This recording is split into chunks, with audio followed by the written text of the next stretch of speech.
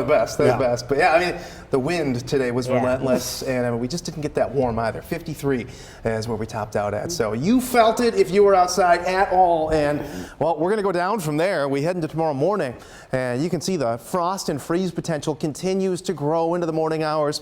It is going to be largely the western half of the state. You get a little further to the east, still hanging on to a lot of those upper 30s, but especially areas like Spencer down through Sioux City upwards towards Sioux Falls will likely see a freeze tonight. Rest of the state, again, frost potential.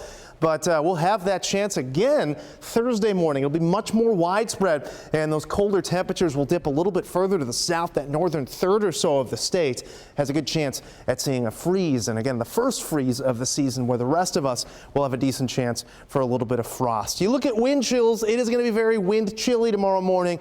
We've got those in the middle 20s to the north, 28 for Ames tomorrow morning, Creston at 29.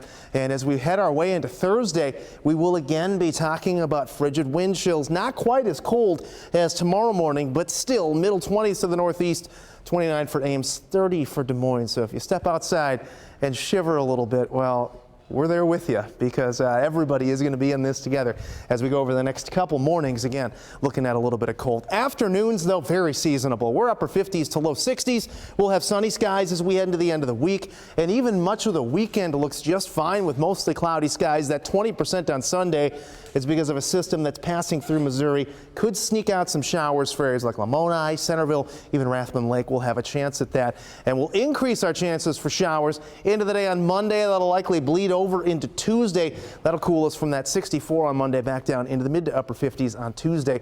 Beautiful sunset underway right now, though. Looking out of our downtown Skycam, you can see that glow on the horizon, clouds. We live in a wonderful place. We get some amazing sunsets and amazing scenery, don't we? Creston looking wonderful as well, with crystal clear skies there. A little bit cloudier as you make your way out to Pella right now, but still got a nice little windmill out there that beautifies the skyline. Had some interesting clouds out there. This was sent in from Kyra Foote out in Granger. You can see these wave-like clouds. They're called Kelvin Helmholtz waves. That is who found these and who studied the physics behind them. Got slower winds on the bottom of these and faster winds kind of shearing off the top of those and curling them around. Makes for a really ominous sight in the sky, but it doesn't necessarily mean anything dangerous. Just a cool sight. So thank you for sending in that picture. As we head through your hour by hour, we hang on to the cold but lose the clouds. And again, the next few days as weak high pressure settles in, we're talking about cold mornings and sunny afternoons. But again, wind will finally be backing down for us as we head into tomorrow night.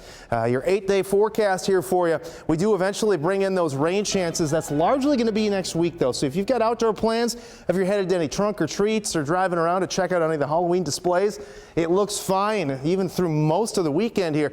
Next week, though, a pretty strong system is going to push through, bringing rain chances Monday and Tuesday.